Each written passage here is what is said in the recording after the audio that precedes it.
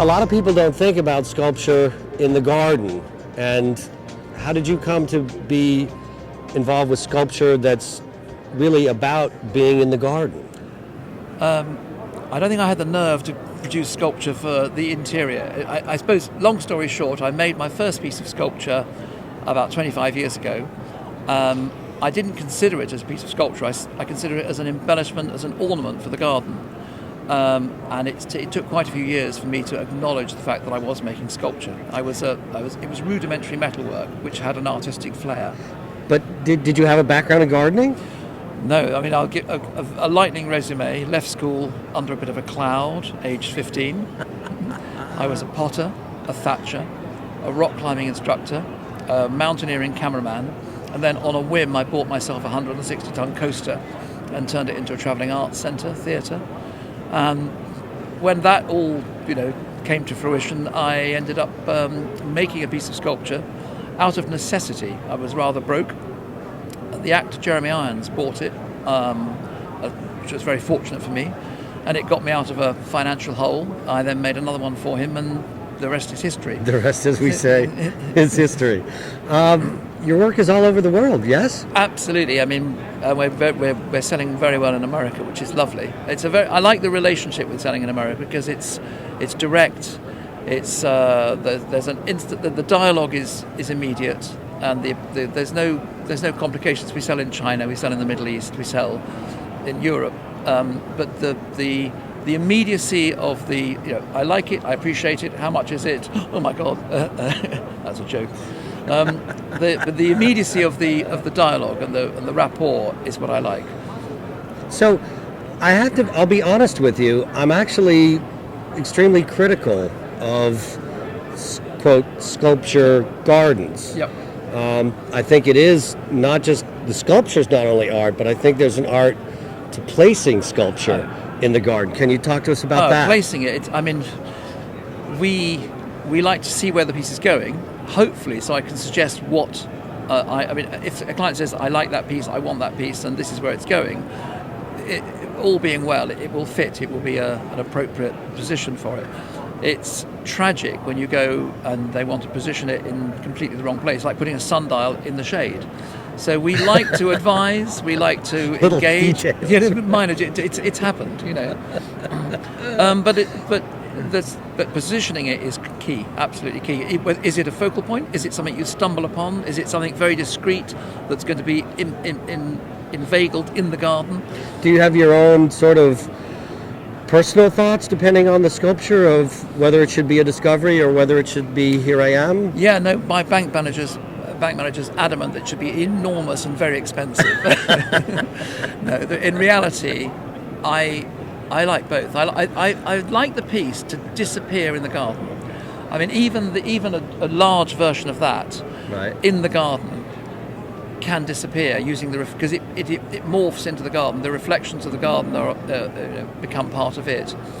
Alternatively, something that is much more muted, more toned down colours, more material, bronzes or oxidized steel, that becomes something that you stumble upon.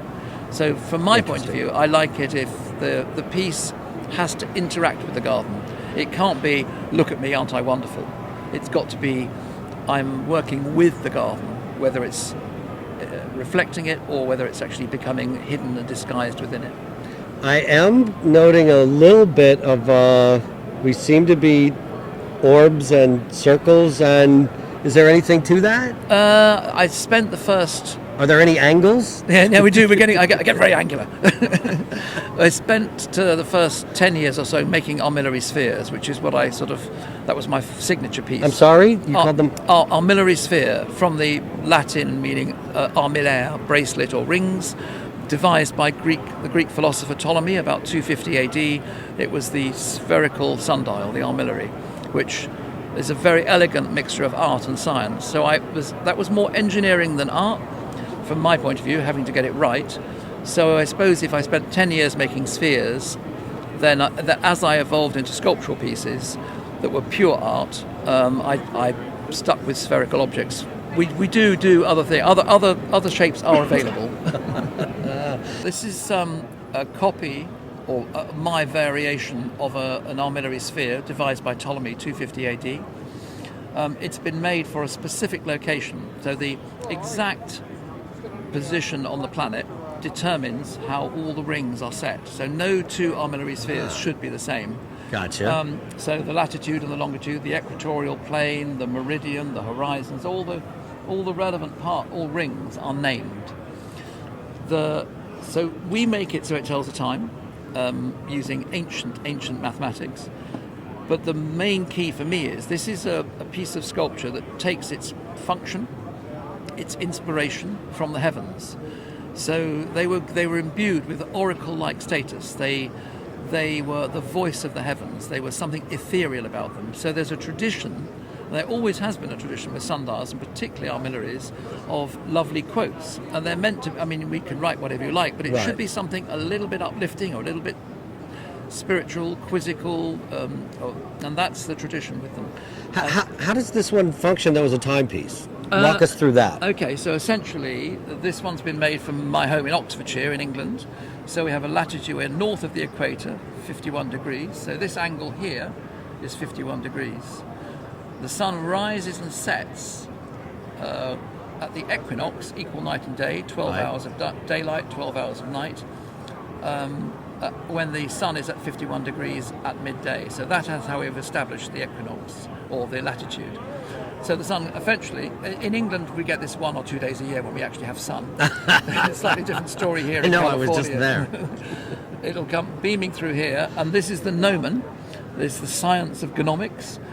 This points to the pole star at night and is set to the co-latitude, and essentially the shadow, as the sun travels through the heavens, the shadow will just travel across and tell you the Greenwich time. Mean Time. Greenwich Mean Time, but we actually we work out whatever time zone we're working to. I know, but how is it though that England came to determine time? the You've got to start the somewhere. entire You've planet? Well, I think we just grabbed it before anyone noticed. Does it have something to do with the sun never setting on the British Empire? Yeah, that's long gone, I'm afraid. It's long gone. We make. I've got here 3 or 4 pieces on display. We make 30, 40 different designs, shapes, and materials. There's something very pleasing about a sphere. I don't think a solid sphere is particularly pleasing, but the textures, the tones. This one in particular is meant to represent the mantle of the earth. Tell us a little bit about that sculpture. This one. I've always been obsessed with the positive and negative, space and void, the gaps, the relationship between the two elements of positive and negative, really. Yes. So this is representing a wafer-thin crust of the earth. I'm not going to get too environmental warrior on this one, but it's the wafer-thin crust of the earth on which we inhabit, and then the whole sphere represents the sort of the mass, the volume of the sphere. The gold within, it is 23 3/4 carat gold, reflects and creates this beautiful, really beautiful energy, whether it's lit by sunlight or a small LED by night. And it's got a sort of magical, ethereal quality. Also, the levity to it. You've got this lovely oxidized natural patina and the gaps in between. So there's a light levity, dare I say it again. Well, you did, and brilliantly, I might add. But stainless steel. Yeah. But stainless steel it's such a tricky beast. I love it because we polish it to within an inch of its life, and then somebody touches it and it gets scratched in the workshop. So I have a love-hate relationship. So it's difficult to even ship? Yes, you ship it. You wrap it in like swaddling clothes and bubble wrap and foam, and then you take it out. Then somebody just leans on it and scratches it. But the stainless steel is a case. It's difficult to work, very very expensive to buy, very difficult to work, and then any blemish stands out like a sore thumb, which is tricky. So there's a real art to working it. But the reward is if you get it right. You get the incredible reflections, and that's when we're reflecting the garden. That's where we're engaging with the garden and absorbing the garden into the piece, which I absolutely love. Well, I think it's an amazing, the mirror-like surface, and yet still the strength of it being steel. Yeah, if I could do it in glass, it would be a lot easier. But I don't think we play cricket in England, and that wouldn't work. All right. Well, thanks for talking to us. More than a pleasure.